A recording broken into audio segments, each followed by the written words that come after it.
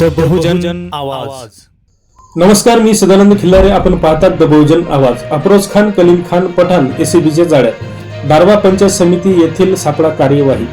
आज दिनांक 16 मार्च 2026 रोजी लाचलुचपत प्रतिबंधक विभाग यवतमाळ यांनी सापळा कार्यवाही करत पंचायत समिती दारवा येथील अफरोज खान, कलीम खान पठाण वय वर्ष 44, कनिष्ठ सहाय्यक आस्थापना सामान्य प्रशासन विभाग पंचायत समिती वर्ग 3 याला ताब्यात घेतले.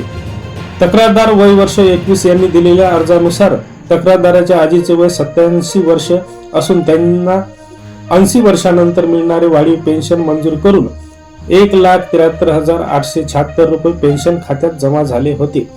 परंतु आरोपी याने तुमच्या आजीचे पेन्शन 95,000 होत असून खात्यावर 1,73,876 रुपये जमा केले सांगून जास्तीची रक्कम खात्यावर जमा केल्याचे भासवून अधिकची रक्कम मंजूर केल्याबद्दल 75,000 रुपये लाच मागितली. परंतु तक्रारदाराची लाच देण्याची इच्छा नसल्यामुळे एसीबीने सापळा कार्यवाही करत 74,000 रुपये लाच सहित आरोपी अफरोज खान, कलीम खान पठाण याला ताब्यात घेतले. आरोपीची अंगझडती घेतली असता त्याच्याकडे विवो कंपनीचा मोबाईल आढळला. तो एसीबीने त्यांच्या ताब्यात घेतला. आरोपीची घरझडती सुरू असून त्यांच्यावर दारवा पोलीस स्टेशन येथे भ्रष्टाचार प्रतिबंधक अधिनियम 1988 कलम 7 नुसार गुन्हा दाखल करण्याची प्रक्रिया सुरू आहे.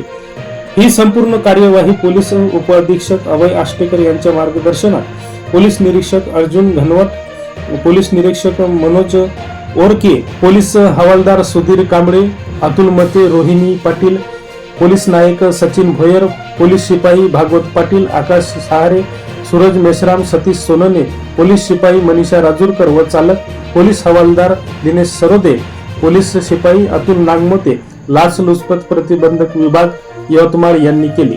आमच्या पुढील बातमीच्या अपडेटसाठी चॅनलला आताच सबस्क्राईब करा, व्हिडिओला लाईक आणि शेअर जरूर करा. धन्यवाद.